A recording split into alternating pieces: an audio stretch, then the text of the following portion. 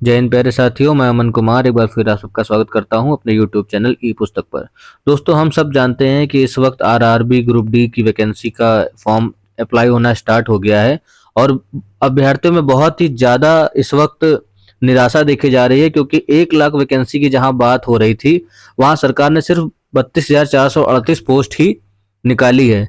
इसको लेकर के कई छात्र अब आंदोलन के लिए उतर आए हैं। ऊपर से दूसरी समस्या आईटीआई वालों की भी है कि हम सब जानते हैं कि 2019 में ही सरकार ने कह दिया था कि जो आईटीआई करे होंगे केवल वही अप्लाई कर पाएंगे, लेकिन अब मात्र से जब फॉर्म भर रहे हैं तो 10th ही योग्यता रख दी गई है। इससे आईटीआई वाले छात्रों में भी नाराजगी हो गई, क्योंकि 2019 के बाद कई बच्चों ने आईटीआई कर लिया, उसमें अपना समय बर्बाद किया, पैसा भी बर्बाद किया। अब लोग आंदोलन भी कर रहे हैं, प्लस अखबारों में भी जो खाली वैकेंसी उसका डेटा जारी कर दिया गया। तो अभ्यर्थियों का कहना है, जब वैकेंसियों का डेटा जारी कर दिया गया तो फिर 1 लाख वैकेंसी देने में सरकार को क्या हर्ज है। तो दोस्तों, इन सारी चीजों को विस्तार से मैं आपको बताता हूं कि भर्ती प्रक्रिया सुप्रीम कोर्ट में भी जा चुकी है और ये क्या फॉर्म पूरे फिलअप हो पाएंगे कि नहीं हो पाएंगे, स्टे लगेगा कि क्या होगा। ये सब कुछ आपको इस वीडियो में मैं अंत तक मैं बता दूंगा, अंत तक आप लोग बने रहे। दोस्तों, सबसे पहले आप ये देखिए कि अखबारों की हेडलाइन क्या है कि रेलवे ग्रुप डी में आयु में छूट से राहत, खाली पदों के 30% भर्ती के ट्रेंड से 1.13 लाख की बजाय 32,438 पदों से आहत। यानी कि अब ट्विटर पे ट्रेंड की जो किया गया था उसी आंदोलन की बात चल रही है। साफ साफ पता चल रहा है कि 1,13,000 पद खाली है, लेकिन सरकार ने सिर्फ 32,438 पद ही दिए हैं।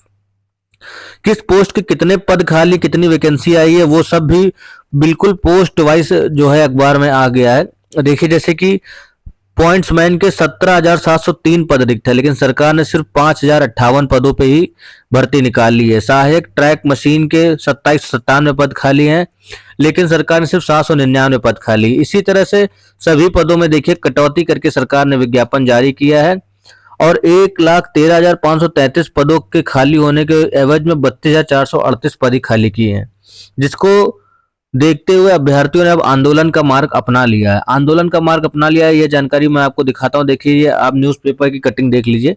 इसमें साफ साफ लिखा हुआ है कि रेलवे की ग्रुप डी की भर्ती में पदों की संख्या बढ़ाने की मांग को लेकर युवाओं ने किया विरोध प्रदर्शन। शैक्षणिक योग्यता में भी बदलाव व कम पदों से हो रही भर्ती को लेकर रोष और डीआरएम और रेल मंत्री के नाम सौंपा ज्ञापन। दोस्तों, सबसे पहली बड़ी बात आप ये देख लीजिए कि शैक्षणिक योग्यता, यानी कि इसमें वही बात आती है कि बच्चे आईटीआई की मांग कर रहे हैं, क्योंकि आप सब जानते हैं कि बच्चों ने आईटीआई बहुत मन लगा करके कर लिया। अब सिर्फ 10th प्लस आईटीआई जब बोला गया तो सिर्फ 10th पास ही विज्ञापन निकाला गया है। हम अभ्यर्थियों की मांग ये है कि हमें 10th पास से कोई दिक्कत नहीं है। जिस तरह से एक्स सर्विसमैन और सीएए अप्रेंटिस वालों का है, वैसे ही ये 20 से 30% आरक्षण अब आईटीआई वालों का मांग रहे हैं, क्योंकि बहुत सारे पद ऐसे हैं जो टेक्निकल की वैकेंसी में के लिए होते हैं और सिर्फ 10th पास उसमें काम ढंग से नहीं कर पाएगा। अगर कोई बच्चा आईटीआई करा हुआ है तो उसे ज्यादा ट्रेनिंग भी नहीं देनी पड़ेगी। दोस्तों, विज्ञापन में देखिए अखबार में क्या लिखा है कि उड़ोई मोड़ स्थित फल सब्जी मंडी में शनिवार सुबह रेलवे की तैयारी कर रहे विद्यार्थियों ने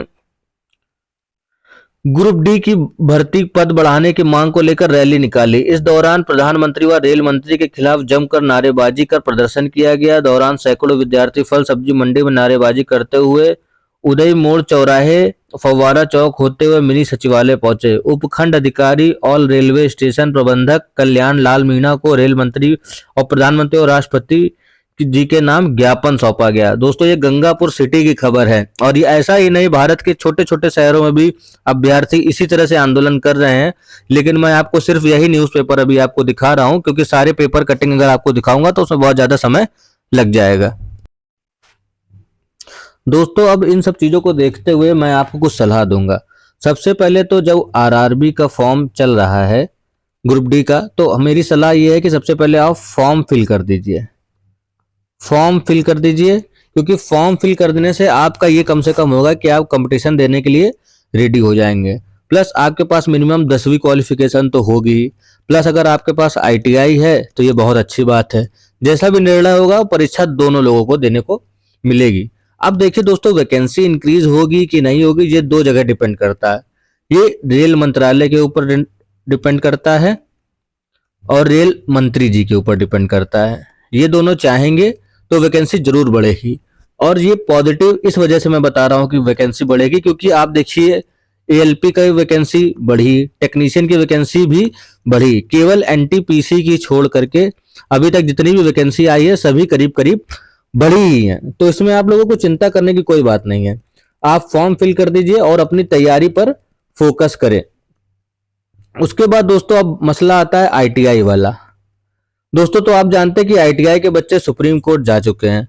सुप्रीम कोर्ट ने 14 फरवरी तक रेलवे से सारी बातें पूछी है कि आपने कब जो है आदेश पारित किया, और इसमें जो बच्चों ने आरटीआई दी है वो भी, उसका जवाब भी वो रेलवे को लगा करके कागज भेजा है कि हमने सैकड़ों आरटीआई दायर की, सब में बताया गया कि हम 10+ आईटीआई ही लेंगे 2019 के बाद से ग्रुप डी में, और अब अचानक से ऐसा कर दिया गया। तो आईटीआई वाले बच्चे भी निश्चिंत रहें कि आपके पक्ष में कुछ ना कुछ तो निर्णय आएगा ही, भले आपको 20% सीटें आरक्षित करके दी जाए या कुछ करके दी जाए, ऐसा मुझे लगता है, क्योंकि सुप्रीम कोर्ट आपके साथ न्याय जरूर करेगा।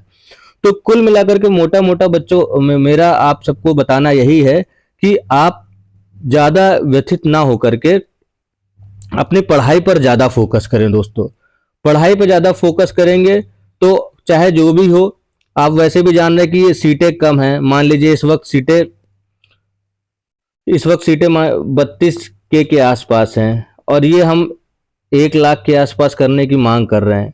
50 के भी मान के चलिए हो जाएंगे, तो भी जो पढ़ेगा उसी का तो सिलेक्शन होगा।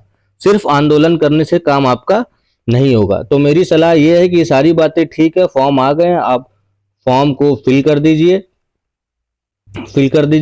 और अपनी तैयारी पर पूरा ध्यान रखें। बाकी सुप्रीम कोर्ट और गवर्नमेंट आपका अहित नहीं चाहेगी। मेरे अनुसार से वैकेंसी जरूर बढ़ेगी और आईटीआई वालों को भी कुछ ना कुछ लाभ जरूर होगा। दोस्तों तो ये जानकारी आपको कैसी लगी? अगर अच्छी लगी हो तो हमारे चैनल को लाइक, शेयर एंड सब्सक्राइब जरूर करें, और अगर आप मेरा चैनल पहली बार विजिट कर रहे हैं तो अपने करीबी दोस्तों को शेयर जरूर करें।